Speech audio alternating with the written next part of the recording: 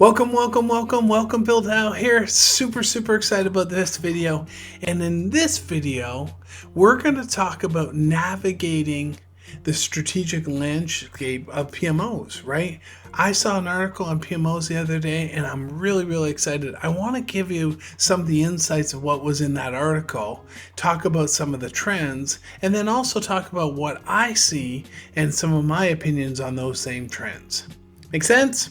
Awesome, let's dive in. Today we're going to dive into the transformational journey of PMOs and how the shift of PMOs are happening more towards being more strategic, right? But what does that mean for future of project management? Well, let's find out. Before we do that though, let me do a quick introduction. My name is Bill Dow. If you've not watched any of my videos yet, I have 30 plus years of hands-on experience in the project management space. For the last 20 years, I've been running 10 PMOs across 4 different companies. I love it. I love this stuff. And what I want to do is welcome you officially to the Dow Publishing LLC YouTube channel, where I experience and really share my experiences over PMOs and project management over all my years of experience. So thank you for watching, but let's dive in because I love this topic. One of the trends we're seeing today is strategic PMOs. Right? We're just seeing that over and over. We're seeing PMOs have to be much more strategic than they were in the past. And we're starting to see different names of PMOs and really that move towards strategy. Have you noticed that? Have you noticed that in your PMO lately, where we're seeing that trend where PMOs need to be more strategic? Well, you're not alone, because the project management office is really going through some transformation details right now. But why is it happening, right? So let's jump into strategic evolution of PMOs and what I think about what will happen in the future. I think this is so important, right? These days, PMOs are, when they're part of the company's strategies, you're really seeing some great things being done. When they're not part of the strategy and there's no connection between the strategic direction of the PMO and the PMO itself, you've got some huge problems there. So organizational placement and access, right? I think this is really important. So picture this.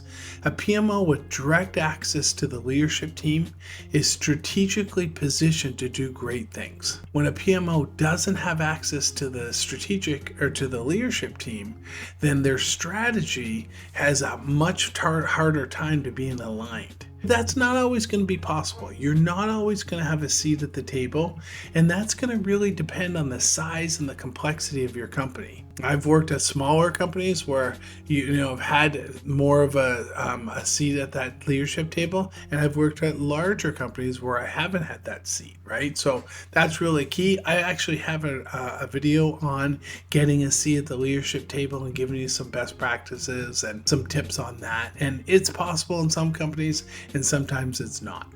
But hey, before I continue, I've got a question for you. Are you seeing shifts in PMOs today? Are you watching the trends? Are you watching the industries? Do you believe that PMOs are advancing in their capabilities or not? And are you seeing that strategic alignment?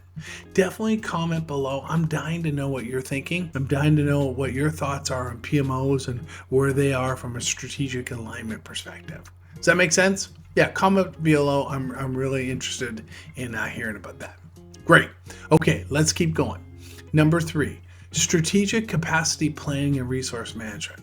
Wow, is this one ever critical, right? So how are we understanding what people are doing, what projects they're working on, and how do those projects align to corporate strategy, right? Successful PMO management has a component of resource management and strategy alignment. And it's really critical that we keep both of those going. So I really wanted to step in and really talk about that from my perspective.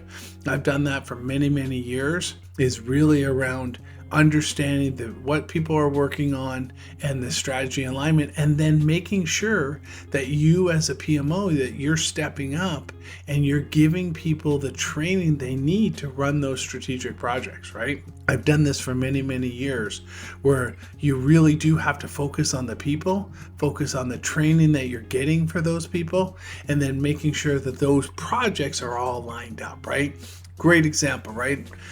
Is giving them organizational change management training in ProSci or Connor or Cotter, giving them a customer relationship training, giving them leadership training, right?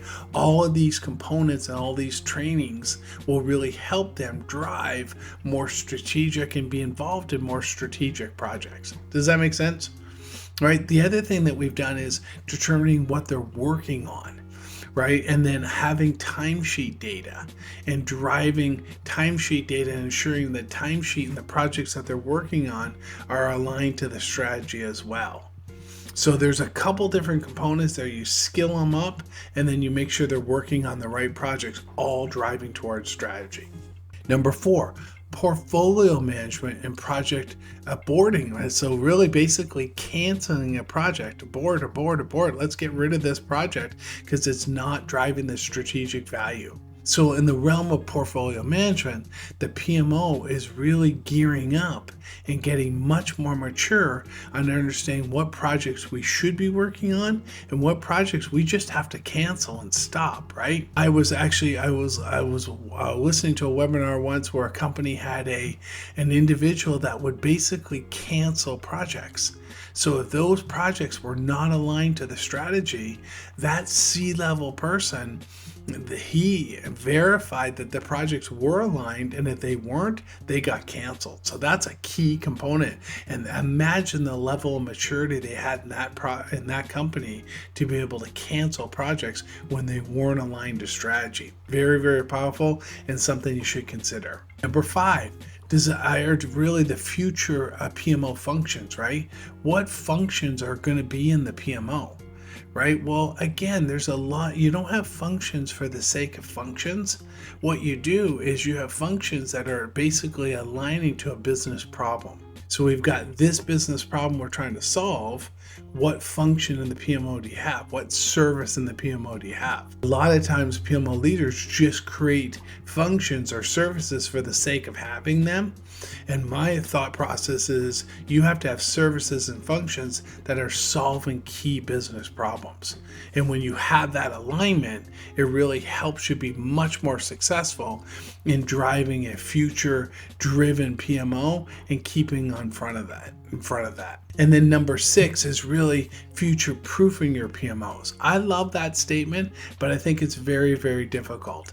Have we seen the changes that AI have brought to businesses over the last year, for example? Right? How could you possibly future-proof your PMO? When AI came so quickly, you have no idea. So future-proofing your PMO is very, very difficult. So as a PMO leader, as a PMO manager, PMO director, what I would say is you have to stay in front of the trends. You have to stay in front of where project management's going, where business is going, and then try to stay in front of where you want to take your PMO and where your executive team wants to take your PMO. But to future-proof your PMO, I know it's a thing, and I know there's a lot of good thoughts around future-proofing your PMO, but who would have thought AI would have taken over the way AI has?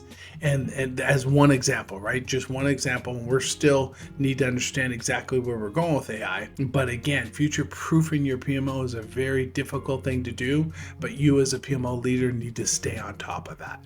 Does that make sense? Okay, let's wrap up today's video. There you have it, right? We talked about the 6 trends and the 6 basically things that you want to look for in your PMO and you want to stay in front of. Right? I love this stuff. I think you need to be intrigued. I think you need to understand the changing landscape of project management, the changing trends, the things that are basically going to drive where we're going in the next 3 to 5 years.